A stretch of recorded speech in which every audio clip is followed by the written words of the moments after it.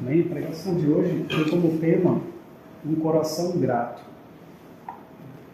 E por que é necessário a gente refletir ali sobre gratidão? Muitas vezes a gente fica esperando que coisas aconteçam. E durante esse período aí, a gente fica esperando às vezes que Deus faça algo, revele algo, mude algo nas nossas vidas. E vão ter períodos assim na nossa vida que nada disso vai acontecer. A gente cria uma expectativa que muitas vezes ela não é atendida ali no tempo que a gente quer, ou da forma como a gente quer. A gente acaba esquecendo, geralmente nessas fases, do que Deus já fez em nossa vida. E de vez em quando a gente tem que fazer aquele retrospecto e lembrar o que foi que Deus já fez por nós. De onde foi que Ele tirou a gente? A nossa tendência humana ali é começar a enxergar o que está faltando, né? O copo está meio vazio. Você fica olhando para o vazio. Olha para a parte que está meio cheia, né? Tenta ver as coisas ali com um copo meio cheio, que isso traz uma perspectiva de vida completamente diferente para a gente. E isso é em todas as áreas da vida da gente. Seja ali na igreja, seja no trabalho, seja no nosso relacionamento, seja na faculdade.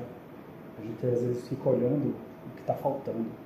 A gente fica olhando para um futuro ou algo ideal que a gente pensa e acaba não vivendo ali o presente, acaba não vivendo a gratidão pelo que Deus fez. Nós vamos ver aqui na palavra que tem uma relação entre gratidão, em Deus escutar as nossas orações e como que por meio da gratidão e dessa paciência e aproximação com Deus, como é que a gente vai entender qual é a vontade de Deus? Que quando você se aproxima disso e passa a entender mais, e tem mais esse discernimento, traz mais essa paz e você vai ficando grato. E quanto mais grato, você vai conhecendo um pouco mais da vontade de Deus. Vamos lá para a palavra. Em Marcos 11, 23 e 24, a palavra fala assim: em verdade, lhes digo que, se alguém disser a este monte, levante-se e atire-se no mar, e não duvidar no seu coração, mas crer que acontecerá o que diz, assim lhe será feito. Portanto, eu digo que tudo o que pedirem em oração, creio que receberão, e assim sucederá. Aqui está falando para a gente crer que vai receber antes mesmo de acontecer aquilo lá. A nossa oração ela precisa ter fé, crer que Deus vai realmente conceder aquilo lá. E quando você se coloca nesse ponto assim de falar que vai acontecer, automaticamente começa o sentimento de gratidão. Vocês podem ver aqui que é possível ser grato antes mesmo das coisas acontecerem. E esse é o caminho. Invertendo ali a lógica humana, a gente começa a agradecer antes de receber. E isso é o que dá força para a coisa acontecer. Só que é qualquer coisa que a gente pedir que vai acontecer? Não, logicamente não. Essa relação da gente pedir, acreditar e receber, ela envolve também conhecer a vontade de Deus. Porque a palavra também nos fala que se pedirmos ali de acordo com a vontade de Deus, vai acontecer. Tem certas coisas que Ele só está esperando que alguém peça para que aconteça. E aí, isso é uma chave, uma forma de peneirar, para que qualquer um não chegue pedindo qualquer coisa e aconteça. Às vezes, voltando ali à questão do que queremos para a nossa igreja, ou do que Deus quer para a nossa igreja, certos momentos ali da vida em comunhão, a gente percebe que tem certas coisas faltando na nossa igreja. A gente vai comparando, A gente vai comparando com as igrejas dos nossos conhecidos e a gente fala, nossa, minha igreja está faltando isso, falta aquilo. Então, a igreja deles não tem isso, não tem aquilo. Só que, mais uma vez, a gente está olhando para o que está faltando e não para o que tem. Quando você olha para o que a sua igreja tem, ela está mais próximo da perfeição do que se você olhar para o que ela não tem. Isso muda a nossa perspectiva.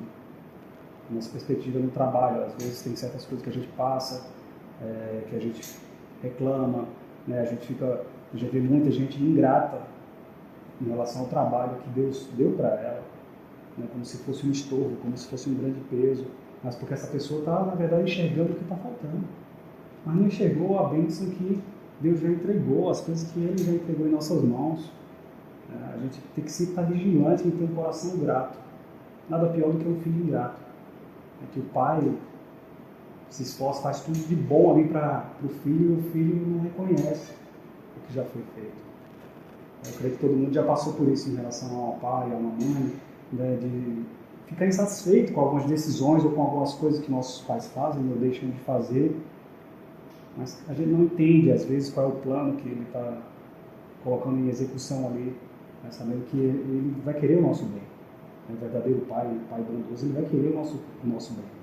E às vezes falta essa confiança, essa fé de que ele vai trazer algo bom, ou melhor do que o que a gente espera. Então, em Marcos nós vemos isso, desse posicionamento, de nós sermos gratos antes das coisas acontecerem. Às vezes você pede algo e lá na frente você vai ver que o que tem é bênção e o que não tem às vezes é livramento. Livramento, e lá na frente você entende, nossa, obrigado Deus por não ter me dado o que eu pedi naquela época, porque eu não sabia o que eu estava pedindo. Eu estava pedindo por uma vontade egoísta, uma vontade para satisfazer meus desejos, para satisfazer o que eu achava que era a tua vontade, mas na verdade era a minha vontade, contaminada. Estava me levando a pedir algo errado. Vamos abrir em Romanos 12, versículo 2.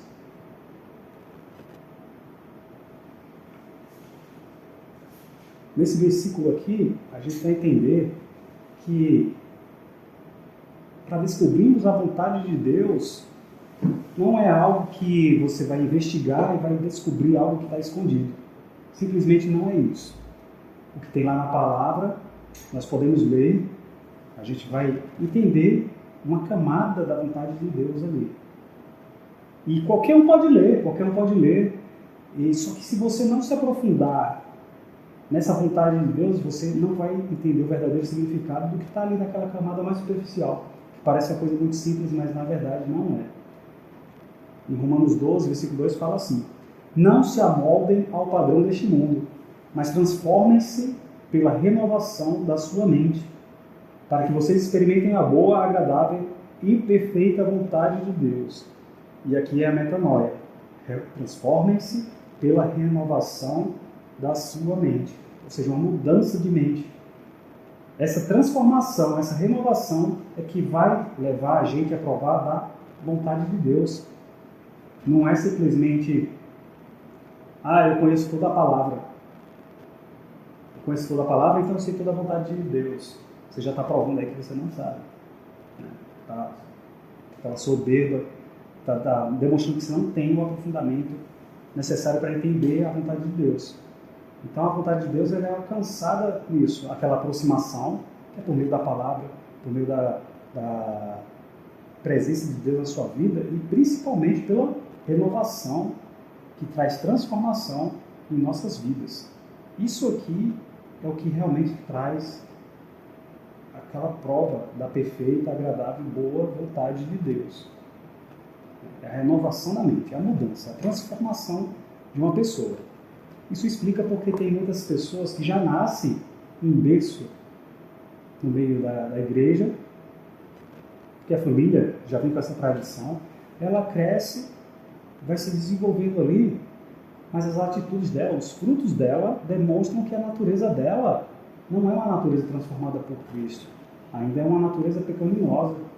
Isso explica esse tipo de comportamentos de cristãos que estão há décadas numa igreja, nasceram no berço, mas agem como se não fossem verdadeiros cristãos. Muitos deles têm pleno conhecimento ali da palavra, já leu a Bíblia várias vezes, sabe citar vários versículos. Só que os frutos estão demonstrando que essa pessoa não foi enxertada na videira. Estão mostrando que a raiz ainda está contaminada. Tem algo errado, ainda não foi transformado. E a palavra fala, essa questão de ser enxertado na videira, que é algo antinatural. Né? Essa transformação é só pelo Espírito mesmo. É algo diferente. Pega um tipo de oliveira, aliás, e coloca em outra. É algo antinatural. É uma transformação real, não é algo na força do braço humano, não é simplesmente ler e ter todo o conhecimento.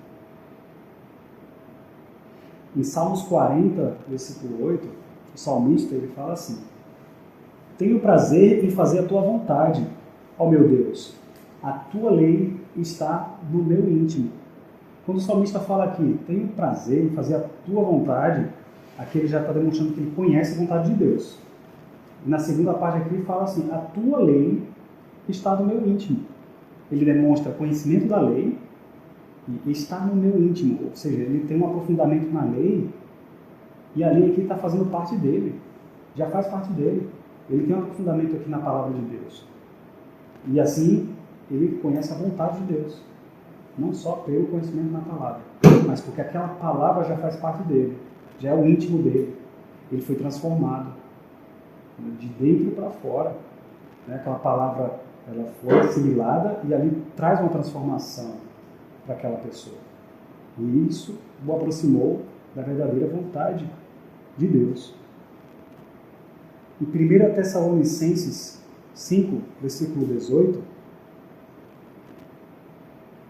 Paulo fala assim: deem graças em todas as circunstâncias, pois esta é a vontade de Deus para vocês em Cristo Jesus.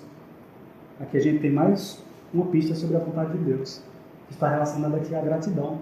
Vocês estão vendo que todos os versículos eles se conectam, ligando vontade de Deus, gratidão, conhecimento na palavra, transformação do ser humano para que ele possa cumprir a vontade de Deus. Deem graças em todas as circunstâncias. Paulo aqui ele incentiva a gente sempre ser grato. Esse é o segredo, esse é o grande segredo. Essa aqui é o grande sinal de transformação. Transformação que te torna grato e grato que leva a uma transformação.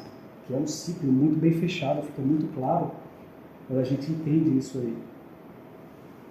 E o Paulo, ele alerta em Romanos 1, versículo 20 a 21. Ele fala sobre os ingratos, também aqui nesses versículos.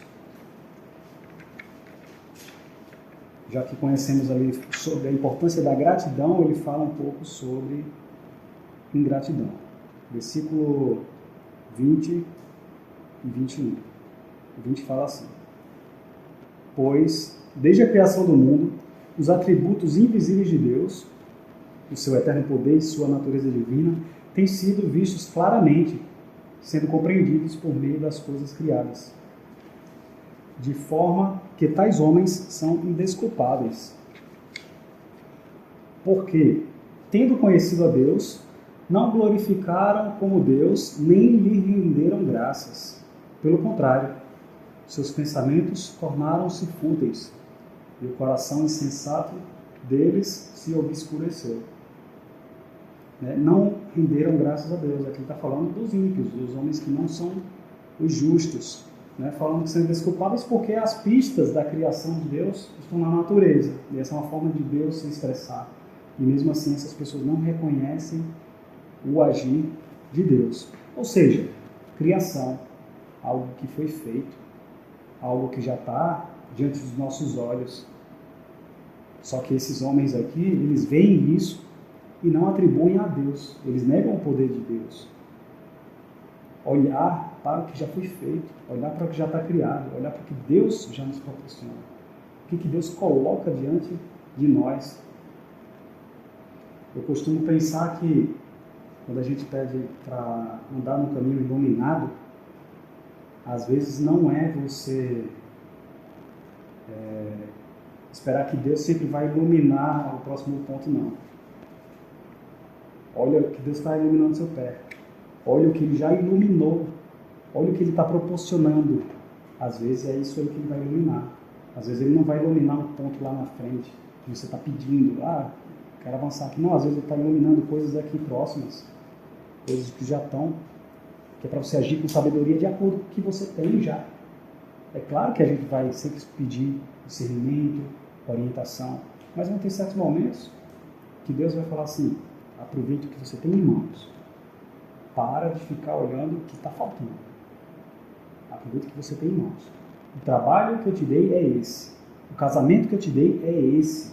A casa que eu te dei é essa. Tem certas coisas aí, por exemplo, o casamento, é para a vida toda. Para a vida toda. Ah, o trabalho não está legal, minha casa não está legal. E essas coisas podem mudar. Primeiro, veja o que Deus está iluminando naquele momento. Às vezes, para passar para o próximo nível, para a próxima etapa, a próxima estação da sua vida ali, Deus quer que você aprenda o que a estação atual tem para ensinar. Né? Para que a gente possa viver o presente. É assim que a gente tem paz, viver o presente. Claro que não é aquele viver o presente de sair loucamente tentando aproveitar a vida da forma como o mundano faz. Mas viver o presente. Não ficar preso ao passado, porque certas coisas já não existem mais. E nem ao futuro, que essas coisas ainda não existem. Viver o presente. Viver o que temos. Viver com gratidão. Sermos transformados e nos apegar ao que Deus fez e o que Ele prometeu. A gente tem que pensar nisso aí. Se tem algo para o futuro ali, lembrar o que Ele prometeu para a gente. Né? Olhar para o que Deus já fez, todas as vitórias, todas as batalhas pelo qual nós passamos ali, olhar para o que Ele fez é o que dá esperança para o futuro. Porque a gente vai saber que tem um Deus que luta por nós, tem um Deus que abre as portas para as nossas vidas. Né? E olhar para trás, reconhecer o que Deus fez, é ter gratidão. Que aí, mais uma vez, Ele vai, com certeza, ali, nos guiar para algo bom também. Se a gente tiver o coração grato, reconhecer isso. E essa é a palavra de hoje. Espero que a gente sempre se lembre das vitórias passadas. Por isso é tão importante que a gente registre as coisas que Deus tem feito na nossa vida cristã. Né? Isso é costume mais do novo convertido, ele está sempre escrevendo, sempre registrando algo, mas a gente não pode perder esse tipo de prática. As lembranças, as fotos, os eventos, as coisas. Às vezes é bom a gente dar uma revisitada nisso. Né? Eu costumo fazer isso em relação aos eventos da igreja lá, que a gente participa. Eu sempre tiro foto e na mesma hora já mando para um drive lá e quando a tristeza bater, quando o tempo de silêncio aparecer, vou lá e revisito, pego os caderninhos lá, um monte de caderno, e vou lá e revisito. Isso traz uma tranquilidade para a gente. A nossa memória é falha. Mas quando você escreve lá, você, nossa, olha o que Deus já fez. Por que eu estou reclamando? Olha o que Ele já fez por mim. Muitas vezes a gente fica aqui inquieto. Alguns falam, não, se eu sair daqui eu vou perder isso aqui, eu vou perder aquilo lá e tal. Mas será que Deus não tem outras coisas para você também em outro lugar? Olha o que Ele já fez por você. Não olha para o que você vai perder. Se foi Ele que deu e tirou, glória a Deus. Né? Ele pode dar outra coisa para você lá na frente ou não. Talvez tenha coisas que você não está sabendo lidar. Que a gente tenha essa perspectiva de gratidão, paciência e se dispor a nos transformarmos cada vez mais por meio da intimidade com Deus, para que a gente possa entender a vontade dEle. Talvez a carência de transformação é o que está levando a gente a não ser grato, a gente não conhecer a vontade de Deus.